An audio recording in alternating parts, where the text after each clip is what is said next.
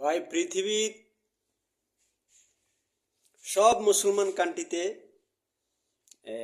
হিন্দু আছে, খ্রিস্টান আছে, ইহুদি আছে, কোথায় কোনো সমস্যা নাই, তারা সংখ্যালঘু হিসেবে আছে। কিন্তু ভাই ইন্ডিয়া একটা রাষ্ট্র যে প্রায় 20 কোটি মুসলমান আছে, এমন আছে বেশি হইতে পারে, আর হিন্দুরা সংখ্যা বেশি, প্রায় 100 কোটির উপরে, প্রায় 100 কোটি। তো ওই দেখা গেছে ইন্ডিয়ার হিন্দুরা মুসলমানদের সবসময় অত্যাচার করে, সবসময় মারে, বাড়িঘর দুয়ার ভাঙচুর করে। পৃথিবীর অনেক মুসলমান কান্ট্রি আছে, হিন্দু বসবাস করে, কোনো সমস্যা হয় না, কোনো সমস্যা নেই তাদের। কিন্তু ইন্ডিয়াদের নাখারাস্তিয়া এখন সারা বিশ্বে দেখতে আছে। তো ইন্ডিয়ার মুসলমানদের উচিত সবাই এক হই, কলিকাতা রাজ্য, যে কোনো একটা রাজ্য সব মুসলমান যেন যায় ইন্ডিয়ার ভিতরে। হয়তো কিছু কাশ্মীরে ঢুকবো, কিছু কলিকাতাতে ঢুকবো, তখন হিন্দুরা হয়ে যাব সংখ্যালঘু, আর মুসলমানেরা সংখ্যা বেশি হয়ে যাব। তখন আপনারা থাকতে পারবেন, বসবাস করতে পারবেন, ব্যবসা বাণিজ্য করতে পারবেন।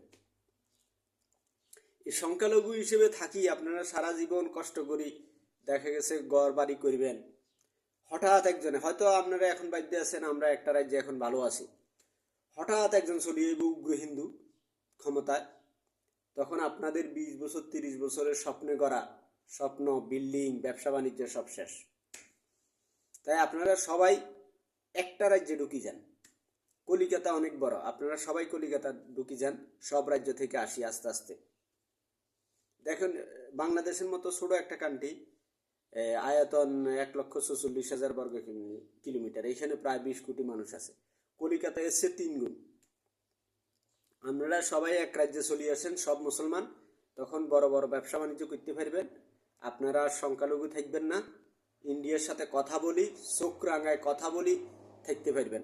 আর কলিকাতাতে যে হিন্দু আছে তারা থাকুক, সমস্যা নেই, কারণ মুসলমানরা কখনো হিন্দুদেরকে অত্যাচার করে না। ভাই আপনারা এই বুদ্ধি করেন, এই কাজটা করেন, সুন্দর করে বসবাস করতে পারবেন।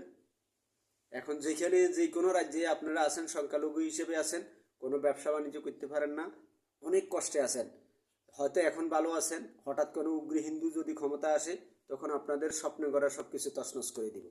তা আপনারা সবাই একটা রাজ্যে ঢুকে যান, যে কোনো এক রাজ্যে, সবাই একাতা হয়ে যে কোনো একটা রাজ্যে ঢুকে যান ইন্ডিয়ার, তখন আর আপনাদেরকে কেউ ফুলের টোঁয়া দিতে পারবে না, ফুলের টোঁয়া।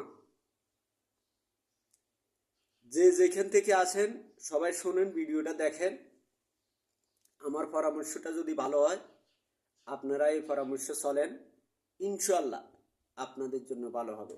নয় ভাই সার কিয়ামত পর্যন্ত আপনারা সংখ্যালঘু থাকবেন, থাকি শুধু মার খেবেন, শুধু মার খেবেন, কিচ্ছু করতে পারবেন না।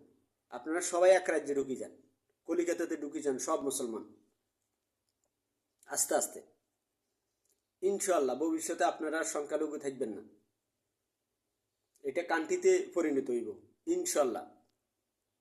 ওকে, খোদা হাফেজ।